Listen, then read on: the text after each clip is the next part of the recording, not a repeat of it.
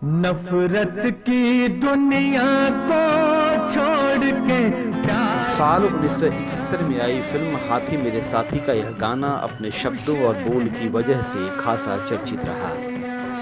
आज भी जब जानवरों के बदन पर इंसानी दरिंदगी की निशानियां मौत का लबादा ओढ़ लेती हैं, तो यह गाना हम बार बार सुनते हैं और आपस में पूछते हैं कि हमारे समाज का यह रवैया क्या कहलाता है।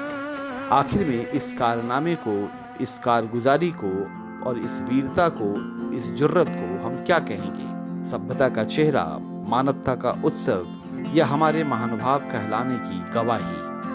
बेजुबानों के बदन पर बेइंतहा जुर्म की रोज बरोज की घटनाएं इस कारण गवारा होती हैं क्योंकि ये जानवर हमारी बस्तियों में घुसपैठ करते हैं।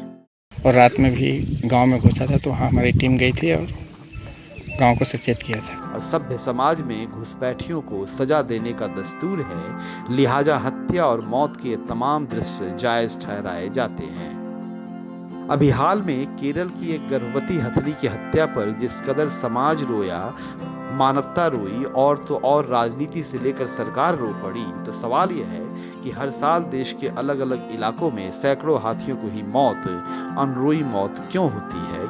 क्यों नहीं रोते देश के केंद्रीय मंत्री? क्यों नहीं रोती दिल्ली की राजनीति?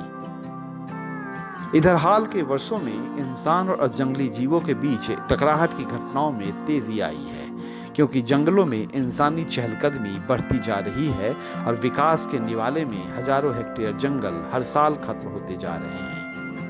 देश के पौराणिक जंगल जो इन जंगली पशुओं के खानदानी ठिकाने रहे हैं, वहां चौड़ी सड़कें बिछाने और जमीन पर चिमनियां खोसने की इंसानी जिद अपने परवान चढ़ रही है। कहीं कोयला खदान सजेंगे, कहीं नगर बसेंगे, कहीं पटरियां बिछाई जाएंगी, तो कहीं सेना का कमान सधेगा और इन्हीं सपनों की भेंट चढ़ेंगे हर किस्म के जंगल, रिजर्व फॉरेस्ट से लेकर नेशनल पार्क तक।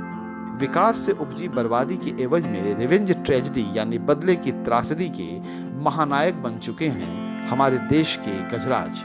फिर भी विकास की इसी कॉम्प्लेक्स ट्रेजेडी के राष्ट्रीय माहौल में इन जानवरों में अफरा तफरी मची हुई है और इसी वजह से आदमी और जानवर के बीच के रिश्ते बेहद खतरनाक और खूनी होते चले जा रहे हैं।